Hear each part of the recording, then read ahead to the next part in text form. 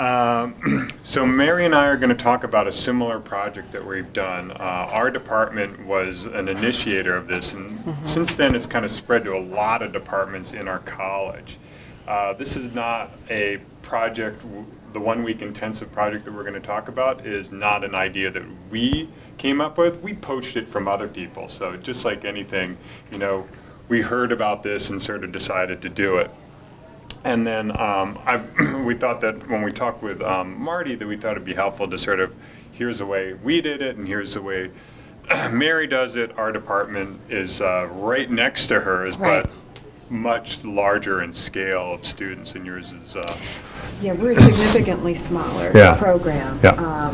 fraction of the size, but I think the value in this week-long event really translates very well, and so it was a great opportunity for us to mirror what was happening in ID as our neighbors, and still being within the School of Design, it's all relevant, and we're actually seeing a lot of parallels come out of those dialogues now that we're building momentum in our own. This was our second year doing it this year, Right. so.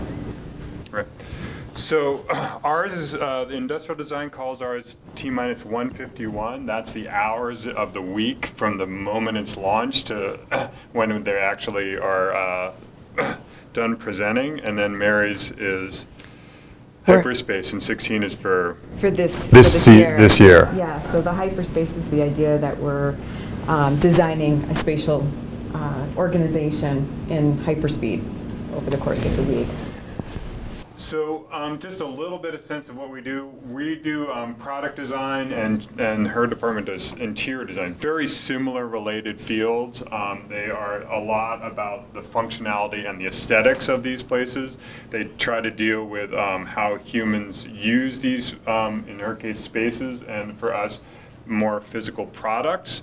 So we deal with things that are kind of in the realm of Apple products are sort of heroic to a lot of what we do, but there's a lot of sense of kind of ergonomics that I think we talk about in both of our spaces, or both of our programs too. But for us, a lot of it is students and a lot of the faculty are thrilled about things like furniture is a big kind of draw to design furniture. But other things too will be on here, such as what do we got? Mirrors and kind of dinnerware and just sort of general seating. And yours are. Ours are, for us, it's really about the interior architectural environment. So what's interesting about our program in particular is that we're bridging the gap really between the architectural environment in terms of the built form and the product. So we're really looking at using that architectural shell and the products through industrial design and really carving out an experience, an environment, and doing so based on ergonomics, structure, technology, and creating points of place. So. Right. So in this project, we're doing a 1 week. Both of us have all of our students working together in a 1 week intensive. So for us, it's all 240 students. Every single student is doing the same project at the same time. And this is really part of trying to get a sense of community by everyone suspending their normal course load, and then they're going to take advantage of this by not only suspending their course load, but we're going to take this with an industry sponsor so that we can really, we've got a lot to offer, and we sort of try to rein in a sponsor that's going to help give incentive to the students, and also because it's a short time frame, we're able to get sponsors that get excited. And in the last couple of scenarios, we've gotten the sponsors to actually land in-house for the launch, and then they'll stay for the entire week, and they're just with the students and kind of giving advice the entire time. And then for Mary's is similar. You can maybe talk about these. Sure. So ours is also a week long, and we varied that depending on the scale of the overall project. Last year, when we did our inaugural week-long project. It was an in-house project where we did an interior design retrofit for some spaces within Booth and Gannett, really looking at hospitality. There, as many of you might know, there isn't any food opportunities or actual student gathering spaces. So those were some needs that we looked at within our own environment. This year we did something a little different where we took it off-site and got a bit more involved with the community. So for that, it was really nice because we had a different kind of stakeholder. So for our customers, so to speak, we don't necessarily have a corporate sponsor, but we look for opportunities where we might be engaging more with our community and offering a public service in an avenue where that might not previously been available. So, just like ID, we mix everybody freshman through senior. We don't have a grad program at this time. So we had about 64 students total in our program because obviously we're significantly smaller. But we also, all our studio courses are held in the studio and the students are mixing and using that space. What we found really interesting with the venue that we had, with it being a public outreach, is that we had community members from the field, architects and other interior designers who wanted to come in and do talks. So it was really eclectic. It was an interesting week. So for both of us, I think we share a similar purpose, and that I think that one of the underlying things about putting these teams together, these are going to be teams that represent a vertical platform. So we have a freshman, a sophomore, a junior, a senior, and a grad student who are all put into one team. So they've never had any contact with each other until this moment. And I think for us, it's kind of really, grabbing the first year students and the first year grads and really sort of throwing them into a scenario that's going to rapidly make them feel like they're part of this community. And so community is really, really big. Like, we want everyone to feel like that they're in the game with all the rest of the department. And that happens a lot because we have a studio culture, but it really forces that studio culture even more. And so this is all a team-based learning project, and that also does happen, but with irregularity. I mean, sometimes some faculty will launch a team-based project, but it's not very often. And so the team-based learning, I think, is something that we know is really important in industry, and so we try to pull the team into this kind of intensive. And so everybody is working super intensively. So they have to rely on each other. There's no option to sort of like do things independently. There's just a necessity to it. So as part of this is that the students will, as a team, act autonomously. The faculty are there. Their classes are all dedicated to this. And we're around, but they really are just like kind of, in it together, and they'll maybe rein in a faculty as they are coming up with ideas, but they're just like really have to work very much without the structure of a class that's sort of telling them this is a due date and this is sort of the stages along the way. Do you want to say? Yeah. We've seen the similar effect in the sense that we really run it like a business group, and that's how we encourage our students to run that. So for them, it's a different paradigm than having a team assignment in studio where, say, for example, your faculty is essentially your boss. They're their own boss, and it creates an interesting dynamic for the students to really take ownership of that. And we do find, it sounds like you folks have the same thing, where they really separate out from us. They don't want us involved. It's quite secretive throughout the whole process. They're loving the moment where they can ignore all the faculty. This is ours, stay away. Yeah. And so it's both exciting and nerve-wracking for us, I think, on the other side, not knowing exactly how things are being produced. But the students really having, I think, the multi-level, they take ownership in that, they take pride in that. And that really helps drive the momentum of the week. So it's a great opportunity for them to cross-pollinate. And we do see that then rolling out through the rest of the year, which is really the intent in building the studio culture. Yeah. So this all happens during the second term. So the first week of January, of the January second semester term, we have them all arriving. So one of the things we do prior to that week in the fall is we get together with all the juniors. The juniors are named as managers, and we sort of prep them to say a few things about how to be a manager and sort of really get a face-to-face moment where we say, the day you walk in here, you're a manager. And so they don't know the project. None of the students know the project. It's all withheld until that first day of school. And so the big surprise is for everyone.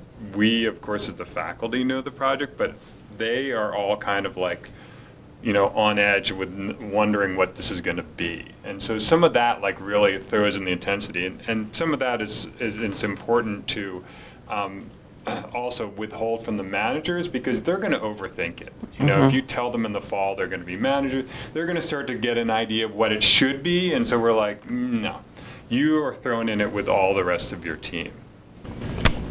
For us, we did a little bit of a different scenario. Aside from meeting with our folks in the fall, one of the things that I felt was important being new to our department was looking at how the students were prepped for that. So we actually did a charrette that was a 2.5-week charrette amongst the junior class in the fall. So they had an opportunity to manage themselves within the studio environment and go through the nuts and bolts of what it would be like to manage themselves and all be leaders and work through some of the soft skills, the interpersonal skills, the communication, what happens when somebody isn't holding their weight. And that essentially gave them a toolkit then for that first week so they could go in, while they might be quite concerned about what was ahead of them, they at least felt empowered with those skills. Right. Yeah. It's similar. Yeah. So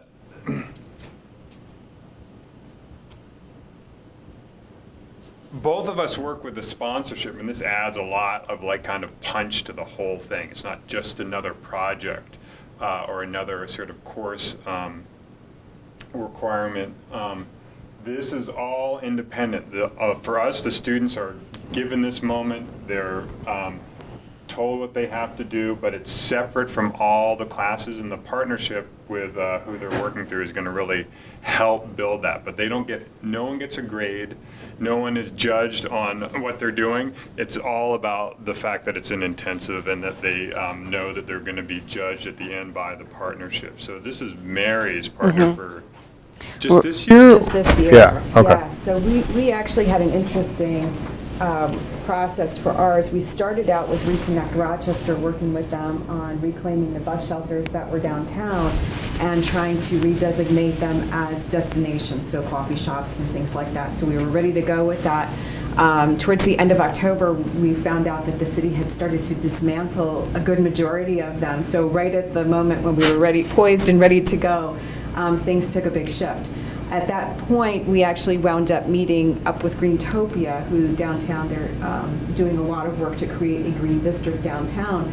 So we started an interesting dialogue about what happens if we take this bus shelter, which has essentially been dismantled and is being stored, and reused that on the site for Greentopia at the pedestrian bridge in High Falls. And that's our site right there. So there's this little plaza here, and we thought, what if we create threshold at this pedestrian bridge with some kind of point of use, place, and destination? So we used the bus shelter as an architectural artifact in a historic district, and that became the basic premise for our problem. And as we get further along, I'll discuss the outcomes and the kinds of focuses that the students have. Ours is a slightly different approach than with ID. With ID, they're taking exactly one problem and everybody has the same problem. For us, we diversified a bit, and the students were broken up into equal 5 different types of projects. So for us, we've done this 3 years now, and partnered with different firms. Some of these are furniture makers. Lazzoni is Allegion makes the door locks, door handles, entry sets, and they were our second year. And then this third year is someone who makes these very high-end pet products.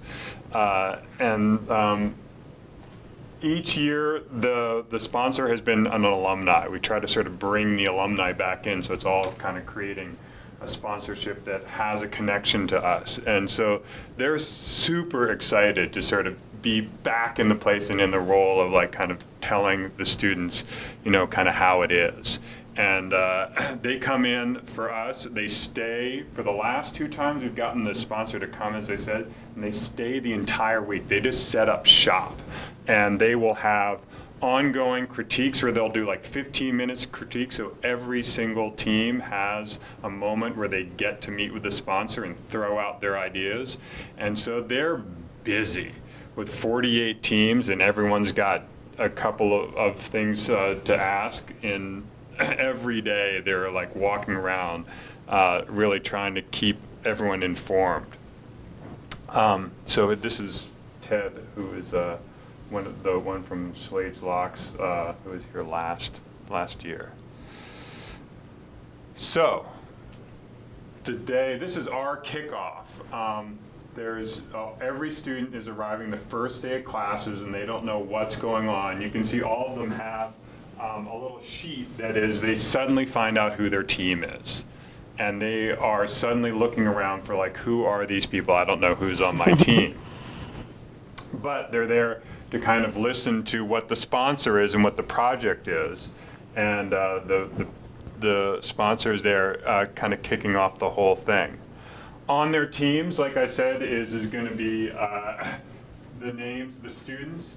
And the bold is the junior, who's the manager, and then each one of them is basically going to be a first year, second year, third year, fourth year, and a grad. It's not perfect, sometimes there's more juniors than there are sophomores or something, so we mix it up, but that's the general premise. And then these things say kiosk, because that's where they're going to present them at the end. So after the sponsor presents, all the managers then hold up their packet, and suddenly every student is looking around for the name of their team. And they're like, oh, that must be me. And they kind of run over to this person and try to figure out who's there. So the teams are often just given a name based upon the product that the sponsor had. Last year was our pet products that were from Modco, so they're all named after different cat breeds. And so we just sort of have fun with that. It's kind of a great moment that all these students are like kind of suddenly in a frenzy to be like, I have to meet with my team, we have to figure out what we're going to do, we're going to get going on this right now. So part of this is that they are really on their own to figure out what their schedule is going to be. And so they have to, like it says in here, and this is Bruce's kind of, is like, they have to like pick a direction, finalize that direction, put it together so that then they can present the whole thing just a few days later. So they're really, really under the gun to trying to make it happen. So as I mentioned, this is our recent sponsor. This is Brett Tepper from Modco. He is an alumni who started his own business, and he makes these like very expensive cat products. These are the ones that he has here. Is one of his designs. It is for a very well-designed cat litter box, and these things are actually doing incredibly well. And so he threw out some ideas of what he was thinking about. So one of them was a cat climbing tree. One of them was a better version of this. One of them was I'm trying to remember the 4 different categories. One of them was a cat or pet carrier for travel use, and I forget the other one. But they were basically trying to sort of expand what he's doing and giving him a sense of what the ideas could be. So I had a connection, and this woman is Carlene Bonds, and she is an animal behaviorist, one of the few animal behaviorists in the Northeast region she's a kook. She's really great. She like knows her cat and dog stuff, and cat psychology and dog psychology. So we brought in Carlene to like talk about what a cat is thinking, because you can design all the pets you want, or the products you want, but if the cat or dog doesn't want it, it's a failure. So we tried to get her to kind of come in and do, so we had this giant room, and she was sort of dispelling myths and telling about what they're thinking. So the teams are together and they're rapidly starting to get a sense of what they want to do. They're choosing a direction, whether they're doing one of the things that is part of it, like the climbing tree or the pet carrier, and they're going to decide on one of those things. And then they're going to rapidly come up as a team with what their concept is for that. So that, for what we do, involves a lot of sketching of ideas. And so they're very familiar with doing this kind of sketching. And so some of this is great, where there's a moment where they're throwing out ideas, and there's a freshman who's like very green and is like right there leaning over the shoulder of a senior student saying like, what about this idea? And they're included in the whole mix. They are not discounted at all. But we've learned a few things, is that the freshmen are eager, but they don't have a lot of skills. Like, they can't draw ideas.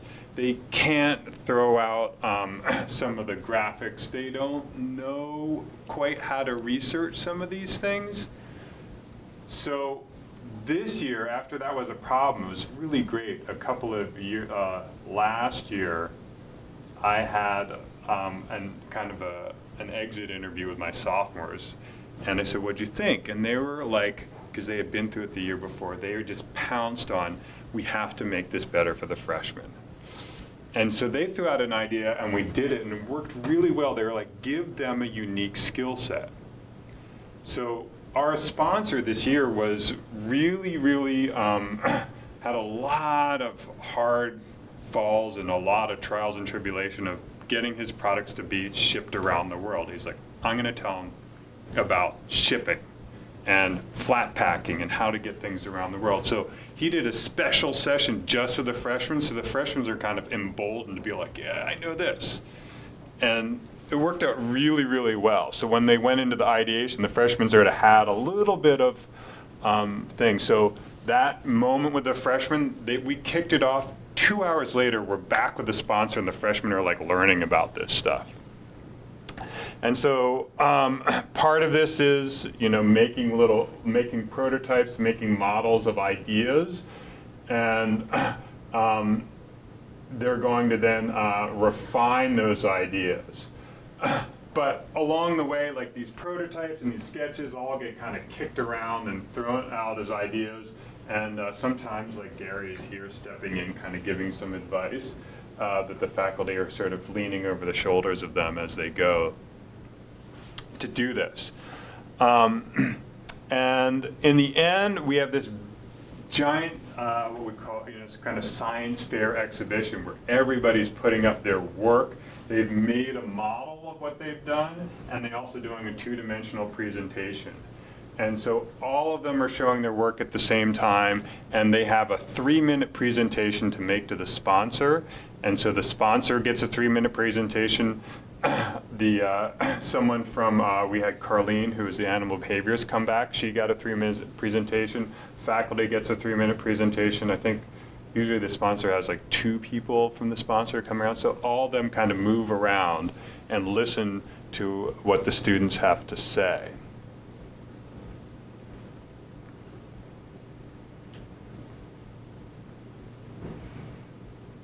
So,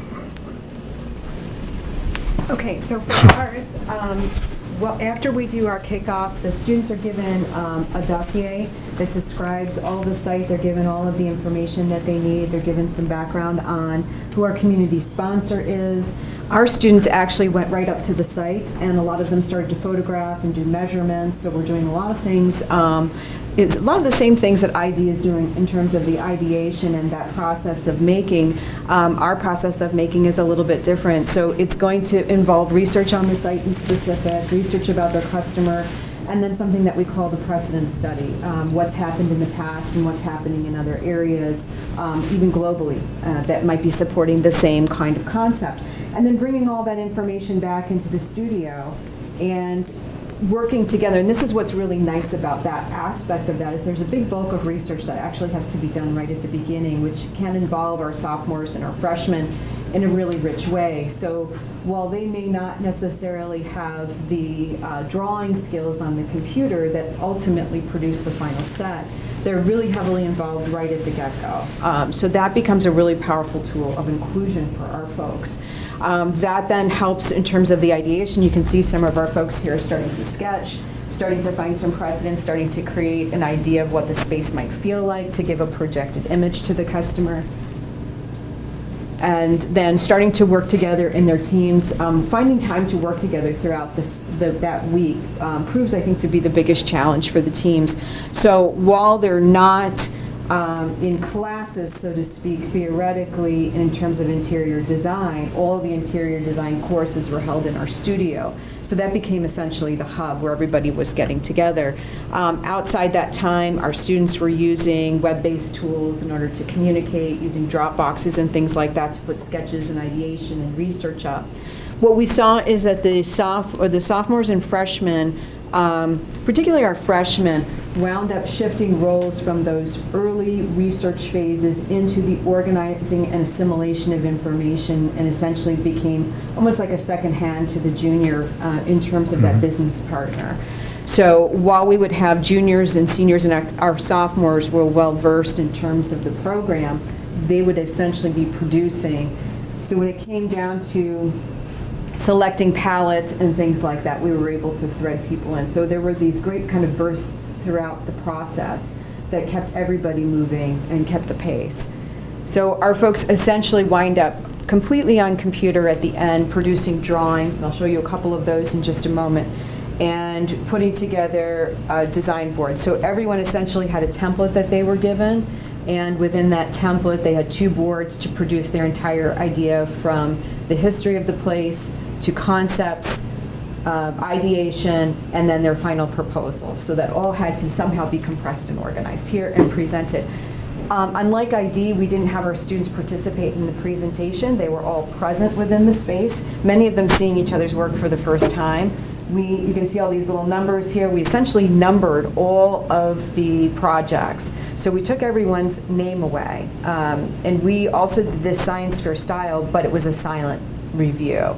So we had 15 different judges, folks from the stakeholders from Greentopia, from Reconnect Rochester, from the architecture and interior design community, alumni and faculty. So there was quite a few of us judging. And we essentially put up all of the content in one room and took about 2 hours to go through and review each of the different projects that were loaded. Now, our projects were divided up into 3 different topics for this one. Our first year we had 5 different topics because of the number of locations we were dealing with. Here the students dealt with a retail space, a hospitality space, or public use space. So within that there were 5 different products essentially that were produced for judging, and what we did was to select one from each of the different topic areas as the one that would go up for continued conversation. So what was really nice is that not only were our students involved with the alumni and faculty and each other, but they got to speak with members of the community. Here's Mo from the Community Design Center in Rochester. So they start to make these connections for internship, for place, and it really gave them an opportunity. So here, for example, this is one of our freshmen talking with one of our seniors and a couple of sophomores in there. So you can see that those relationships that they've built over the course of this pretty intensive week that bonds them. So here's an example of one of the retail projects that was done. Really very inventive. The students were allowed to take this as a kit of parts, the bus shelter, and so they could either use it as a whole unit, they could put a couple of them together on the site, or in this case here, this group really took it as a kit of parts, and I think put 3 together, including one in the vertical direction to create some great skylight on top. This is an example, so that probably looks a little bit more familiar. This team really did a great job in terms of taking the idea of place and not only recreated this space for a hospitality venue, they really did a great job at recreating that threshold, and this is actually that pathway from the street to the pedestrian bridge, which they really understood from the from the dossier that we wanted to green that space and that it became the threshold for a sustainability district. This one here was our public use space, which was really interesting. These folks, they had a bike rental, so that ideally you'd be able to go in and rent a bike and be able to circle the entire High Falls area. They had a small gallery in there that would rotate out and an information center. So that would essentially address the public use. So we'll jump over to outcomes. This year, I went back and I threw down a piece of paper with a whole set of questions to my first-year freshmen, sophomores, and the graduate students. And I was trying to get a sense of, like, for those students who are really trying to get them to rapidly be part of the culture and part of the community, what is their experience? What did they come away with?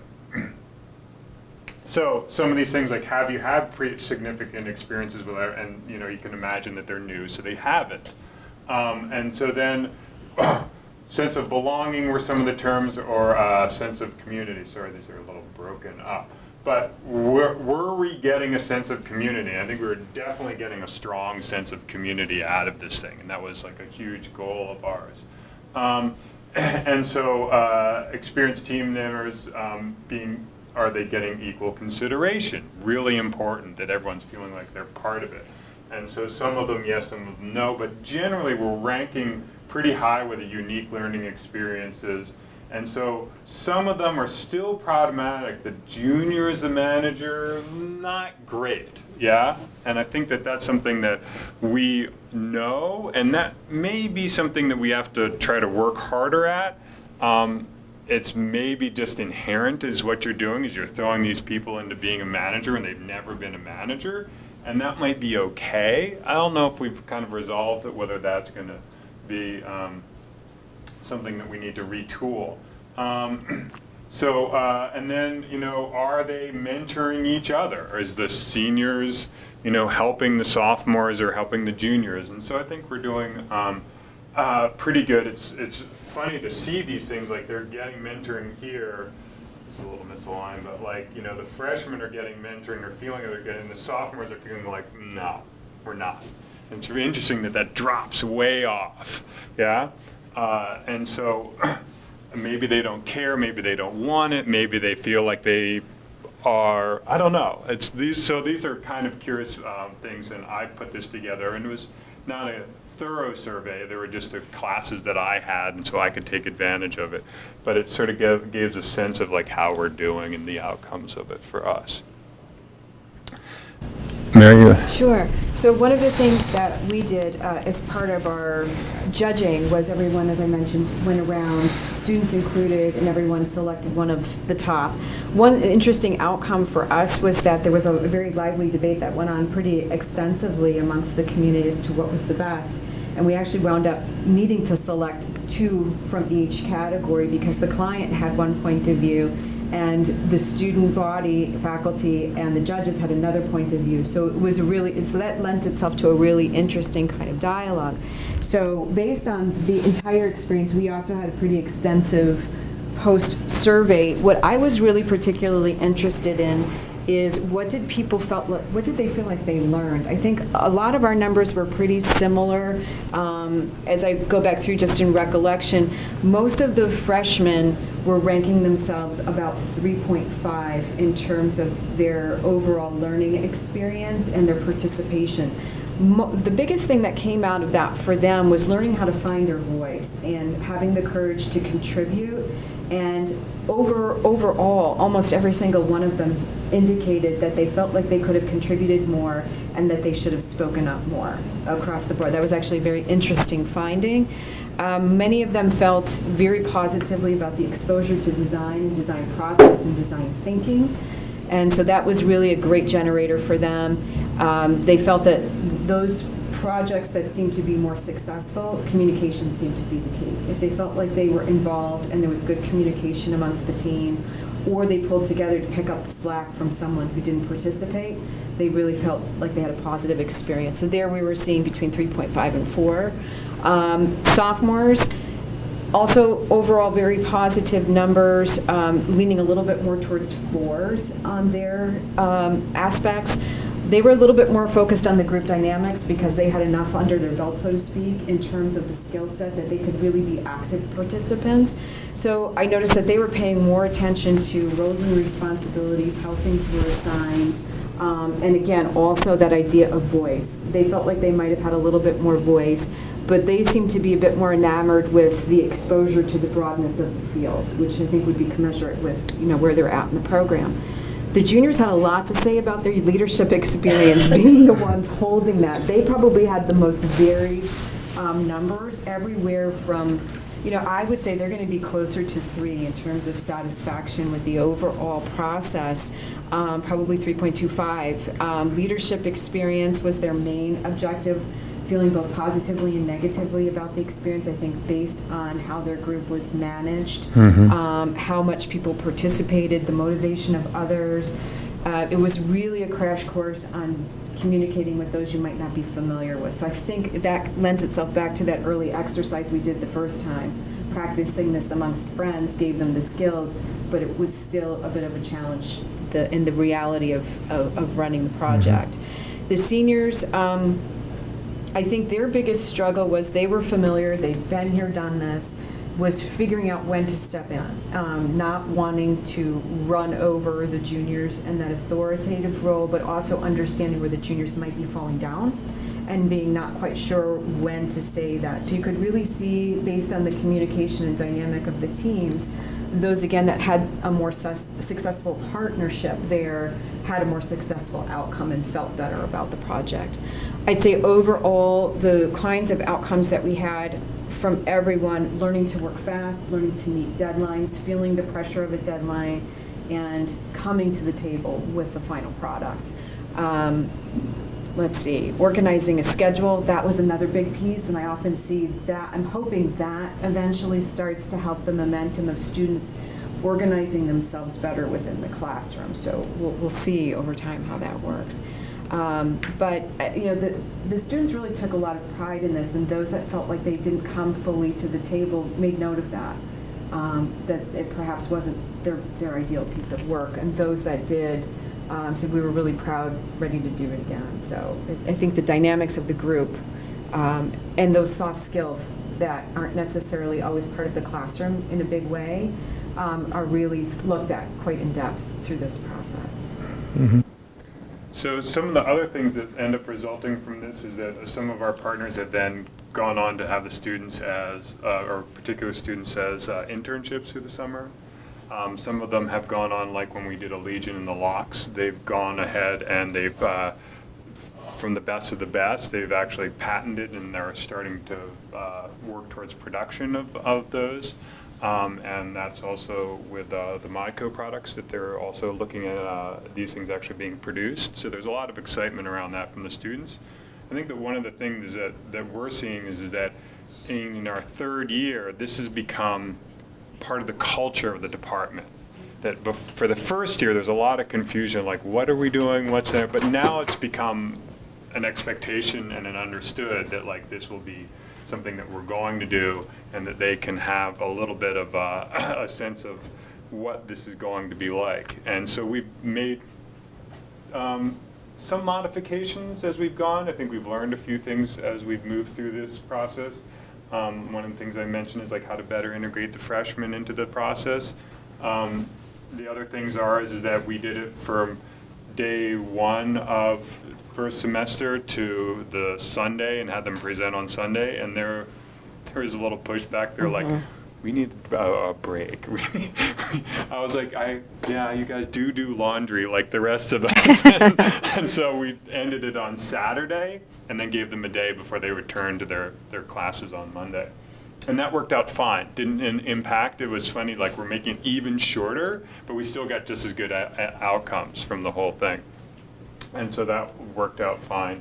Other things I think that are always undergoing a change is that every time we start a new sponsor, there's always going to be a lot of like, what's this going to mean? You know, there's different criteria as far as what the students are being produced, but we sort of have a strategy about how to make this. Like we have a model shop, and we're like, you guys can't touch the model shop. Like, it would just be scary if they were in there. So we say you have to do everything with like base level materials, just using like foam board and stuff like that, and they do fine with that. It's a given to it, and so there's no impact to them as far as that goes. They understand that.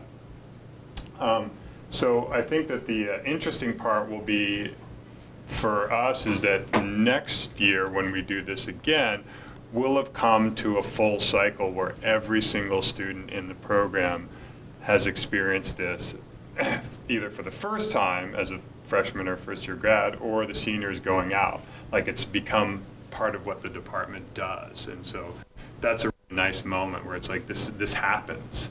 And I think that there's still looming questions. We've been, like I said, with the juniors, is that okay? Could we do a better job of that, empowering them more? The other things that we struggle with is that some of we get a little senioritis too. They're kind of like, we've done this, you know. And we also get some pushback, which is like, I worked really hard, I deserve a grade. And our general attitude is like, if you are demanding a grade, you don't deserve a grade. You know, you're in this if you are committed to the field that you're in, this should be something that you are thrilled to do. And so it's usually kind of the naysayers who are kind of asking for grades and demanding grades. Generally, everyone is pretty compliant that this is just part of what we do. And that if you don't want to do this, I don't know why you would want to be in this field. I think we're seeing, this is only our second year doing that, but we definitely have a lot of the same comments coming from the students. Yeah. So it varies, and I think, again, it changes by the year. I noticed most of those comments coming from students who felt that they did the bulk of the work, wanting to have some kind of grade for that. Compensation, so, yeah. Right, some kind of compensation. I need something out of this, and perhaps not quite seeing the big picture yet. So I think on our end as well, it's trying to help them comprehend and understand the bigger picture is a big piece of what the work is that we have. Outcomes for us are a little bit different. For us, as I mentioned, it's exposure for the students for potential jobs or internships. In this particular community-based project, it's really interesting because the momentum has continued to try to recapture these lost artifacts in the city, and we're actually putting some feelers out through the mayor's office to see, okay, what might be the temperature for having an audience with the mayor and presenting the students' work.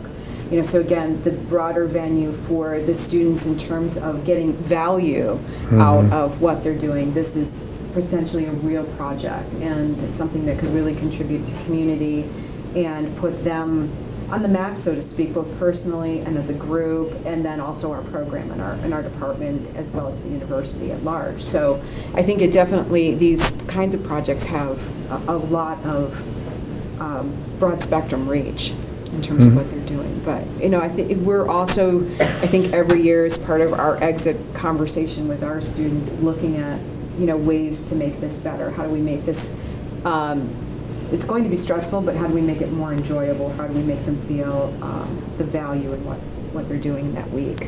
We had ours, our first year was Monday to Saturday, and we backed it off to Friday evening, which was a bit of a pressure for the students, but they had requested that, so we did that. So I think it's a matter of right scaling the project too for the time that you have. I personally tend to err on the side of a little bit too much, just because it gives them something to push for. And we did get the product out of the students. So, you know, I think people are often surprised at what they can produce when they have to. So I think that was also a big piece of the learning for them and us. We could keep talking. Yeah. How are we doing on time? We're getting close. Should we open for questions? Yeah. So, on that aspect of self-efficacy, did you see over time that students are, feel different after they do this experience? That in future classes or their attitude changes, where they feel more confident?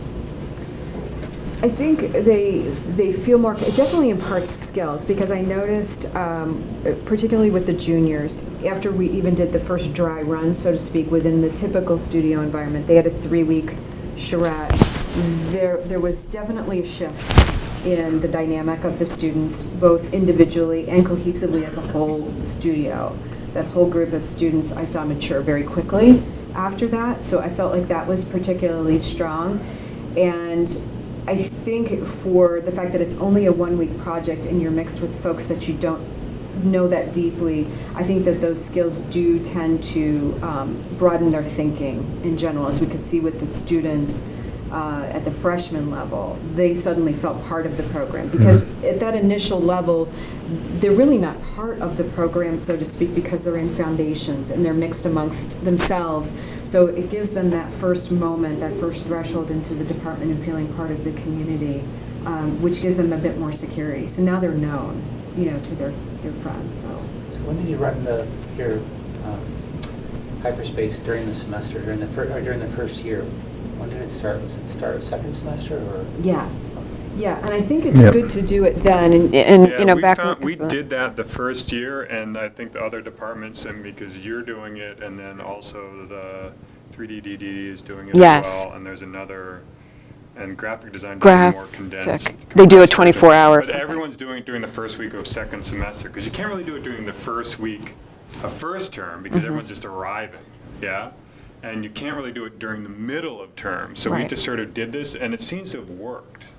It- To kind of do it at that point, and then we have a moment in the fall to kind of touch base with the juniors and to sort of really promote it, because we're doing lots of email blasts to like kind of make sure that everybody's going to be there the first day at 9 a.m. Yeah. Yeah. So it seems to have worked, and it's nice too that because other departments are doing it, it's kind of like this is not just us, like everyone in our college is doing this to a certain degree. How does that work is it during the first week of classes? It is. How do students do this while they have to go to their classes? That's where I'm confused. Well, They're only doing their classes that are outside of the major, so if they have a liberal arts or something like that. So they are excused, per se. And really for us, all the classes in the majors don't really start until week 2.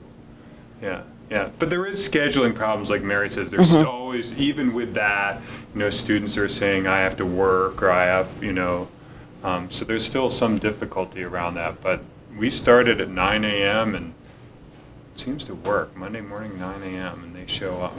Yeah. Yeah, I think also too, one strategy that we had with our students is that they had to come to the studio to sign in. So if you had studio session, you came to the studio and signed in, and what we found is that people stayed. That became the hub, that became the meeting zone. Yep. And the way that our classes are laid out, there was typically at least one other session that was overlapping at the same time, or the way that people's schedules worked out, people came to the studio and maybe stayed for 2 hours and worked on the project or worked on other things and waited for their cohort to come into the studio then and work together. Other ways, they did have that was a big thread of comment all the way through the students, was time management and how to get together. The digital tools were very good in that sense, using a Drive or a Dropbox to load everything and be able to take things down and communicate. They text, they set up a Facebook group, and they're constantly in that kind of digital communication with one another. For some people, it just wound up, everyone got assigned something, and then they would regroup and try to do that. So there were multiple strategies, I think, for people. to But do that. Generally, I think you probably find the same thing, because we have this studio culture where everyone's in kind of a big space that they share. The first days, there's kind of like, wait, we still need to get a hold of Brian, and who's this guy, Yeah. and where are we going to meet? And by the second day, the place is on fire. The Yeah. energy is out of control, and it's like such a pleasure to be in like intense energy where everyone's like, we are doing this. And, I think that the architecture of the space for us is really helpful to that, because it's an expansive kind of studio floor, and so everyone's walking around. And they're seeing, and I think that this is a big part of it, they're seeing their friends down the room with a bunch of other people that they don't know. And so everyone's operating in a peer group that they're unfamiliar with, Mm-hmm. but yet they can see, sort of other ones that they are, friendly with or know as their, classmates that are participating in this. So I think that the space, the site of that Mm-hmm. really, really helps, yeah. It does, it definitely does, and I think just the vibe overall in the building changes that week, and it's great, and it's being neighbors, were next door. So the whole building has this energy and this momentum that's building that, leads us into the semester. And just dialing back on why do we do it in the spring, the other piece of that I think is really valuable is that the freshmen, if we were to do that the first week of the fall, the freshmen are coming in cold. They don't have really even a base skill set or what are we about or even know each other. And I found that, at least for us, that during that second semester, that first week, they had each other to kind of touch back with.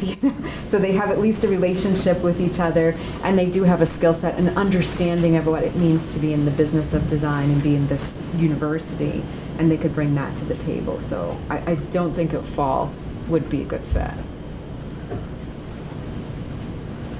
Yeah, Mary, I was wondering, in the format you use for the judging, having kind of the silent session and the amount of judges, how you made sure students were able to get the feedback and insights from all of those people. That's been a problem for us. For us as well. What was really interesting was one of our judges was really wonderful, and he was someone who wanted to come in during the course of the week. He actually put a poll out just on his own. He said, I'm going to do this for you because I think this is really cool and I want to be more involved in your program.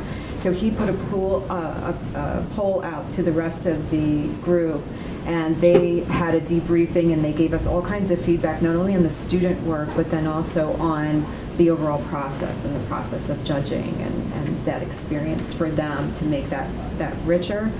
The student feedback, we tend to debrief just as, because we're smaller, it probably is a little easier for us. We tend to connect in with the students afterwards, and we talk about the projects, they're posted up in our studio, and these actually went downtown to other places and were displayed, so they're getting that kind of feedback, more on a one-on-one. There isn't a review sheet that's necessarily going out to the students as of yet. So because, again, it's not a scoreable product, we haven't been giving them a rubric feedback or anything like that. It's been more personal. Yeah, We've had a problem with that because the first year we made the guffaw of, 48 teams and 3 of them get awards and that was it. And they walked away saying, like, I have no idea what was good, bad, or problematic about our design. And they were upset about that. And, it was an oversight on our part. I think that was something that we've amended to give them a scoring sheet so that even though they only have 3 minutes for a judge, the judge has a scoring sheet. And so and then we collate those scoring sheets, and then they are given a very rudimentary, but something that they walk away with that says, like, this is, out of 1 through 5, or like a quick comment that kind of gets returned to them as a team. And it's also an aid to the people who are the judges, so that they have something to work from. But I think that the aspect of them feeling like we worked really hard and we should know what we did well or what we didn't is important, because they may be part of the mass that doesn't get one of the awards, and I think that the aspect of that would be the scoring sheet. The other thing that we've done is we've had a faculty come around and follow up the sponsors who are doing the judging, and leaving a faculty who's moving through the spaces to kind of say, oh yeah, I like this, or this could be better, or something of that sort, so that there's a little bit of oral feedback at the time of. Yeah, I think that helps too, for sure, to have the rubric, or at least some kind of scoring sheet.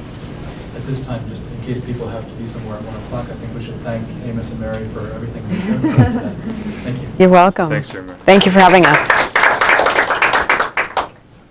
One other thing that I didn't want to steal any thunder from Mary, so we have a really nicely produced, Marty has seen this, really nicely produced Yeah. video that chronicles the whole thing, and it really gives a nice sort of motion to the whole thing, so I can share that or put that up as part of the website. Yeah.